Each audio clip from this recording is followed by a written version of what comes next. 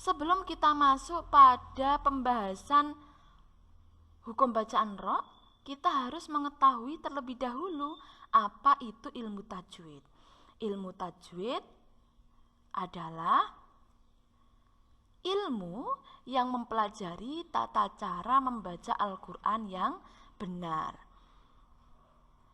Hukum mempelajari ilmu tajwid adalah fardu kifayah.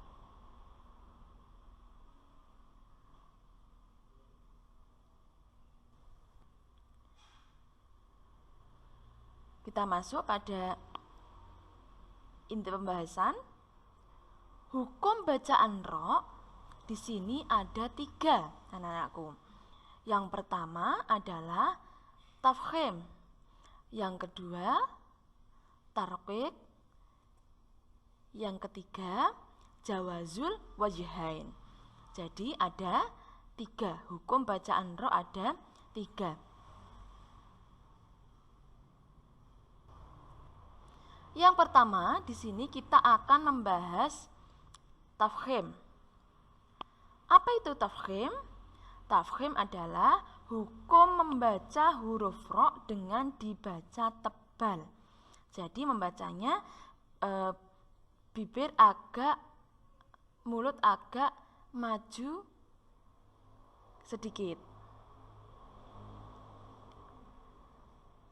Yang pertama, ro apabila berharokat fathah atau fathah tanwin. Contoh, tabaroka. Kenapa di sini dibaca tafkhim? Karena di sini ada ro yang berharokat fathah. Contoh yang kedua, khabiron. Khabiron. Kenapa di sini juga dibaca tafkhim? Karena di sini ada ro yang berharokat fathah tanwin atau yang biasa kita sebut fathatain. Yang kedua, ro apabila berharokat dhammah atau dhammah tanwin. Contoh, nasru. Kenapa ru di sini dibaca tafkhim?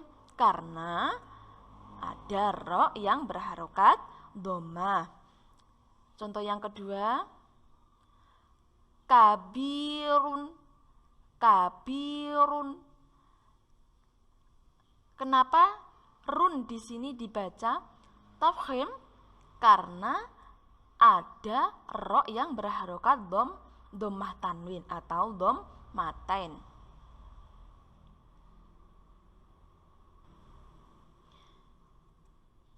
Kemudian ro apabila mati asli atau mati karena wakof yang jatuh setelah fathah atau dhammah. Di sini Ustazah akan memberikan contoh yang jatuh setelah fathah.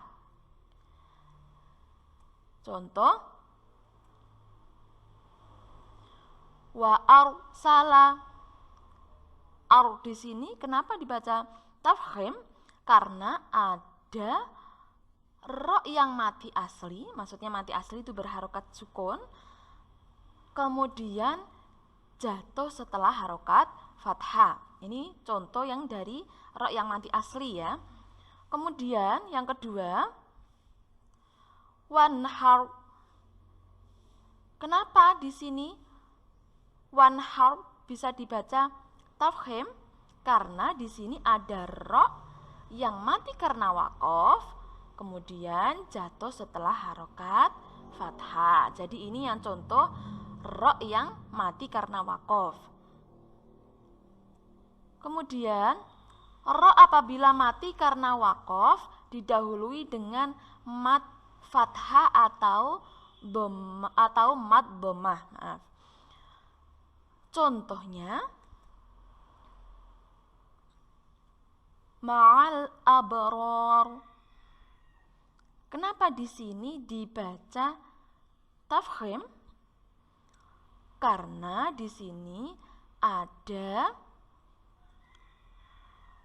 ro yang mati karena wakof, ya.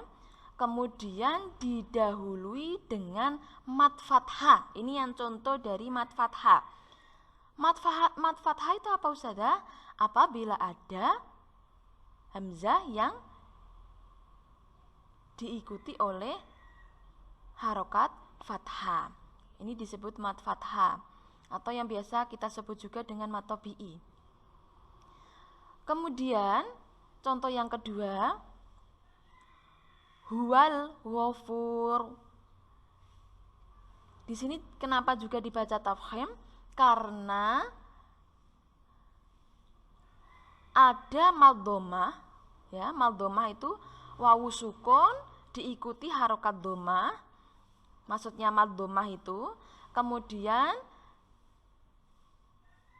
bertemu dengan ro yang mati karena waqaf. Jadi ada ro yang mati karena waqaf kemudian didahului dengan mad dhammah. Maksudnya mad dhammah ini jatuh sebelum ro yang waqaf tadi.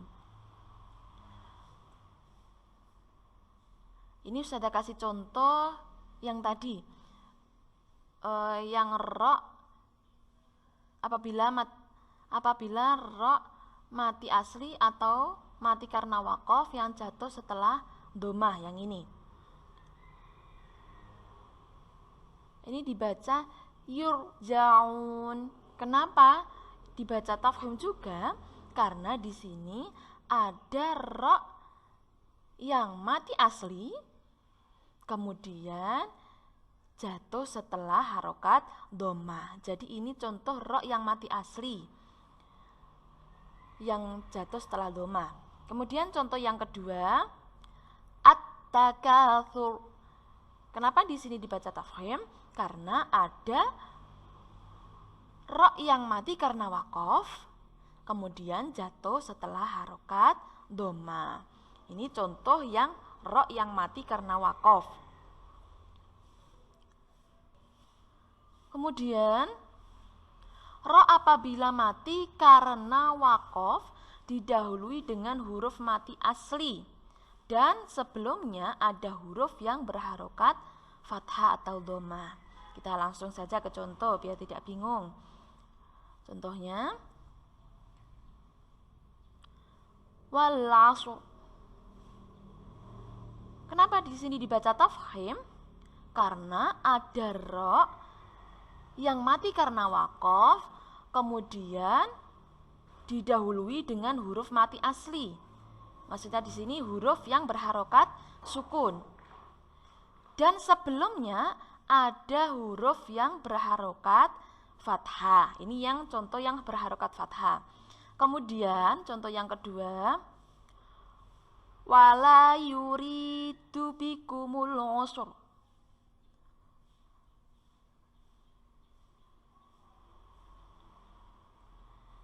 Kenapa ini dibaca tafkhim? Karena ada ro yang mati karena waqaf, kemudian sebelumnya didahului huruf mati asli, maksudnya berharokat sukun. Dan sebelumnya itu juga ada huruf yang berharokat dhammah. Jadi ini contoh yang berharokat dhammah. Bisa difaham ya sampai sini anak-anakku?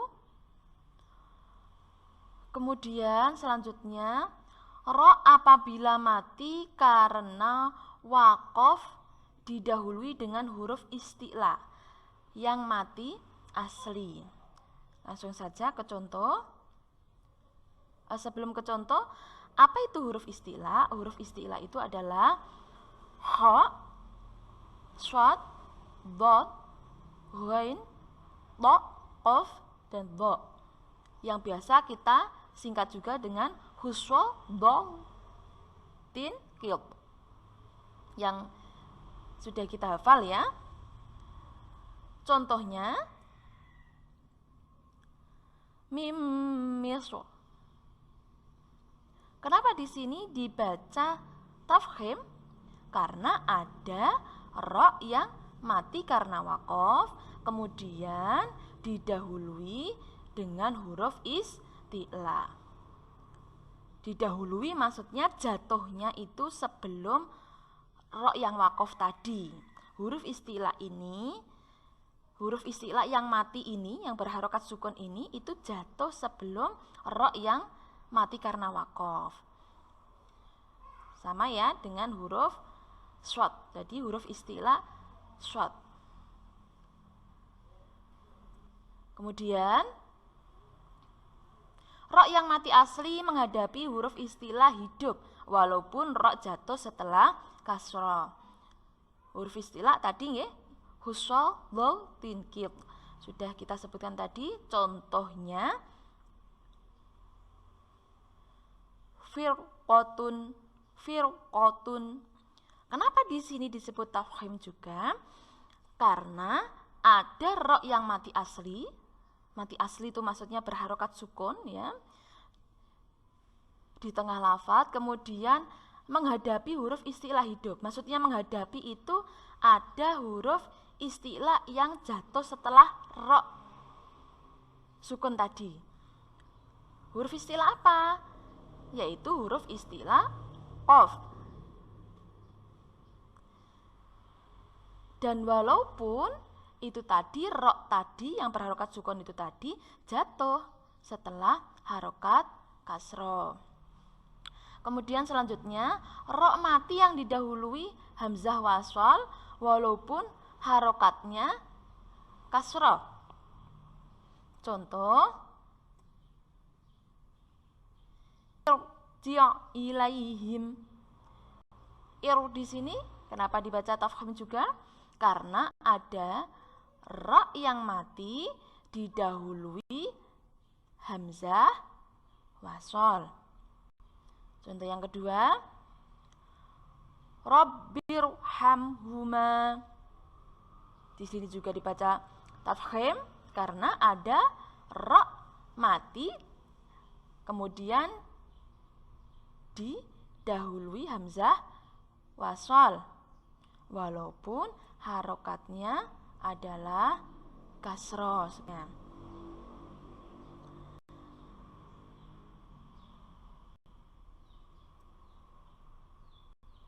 Baik anak-anak, sampai di sini dulu pembelajaran kita. Kita cukupkan pada hukum bacaan ro yang tafkhim. Semoga bermanfaat.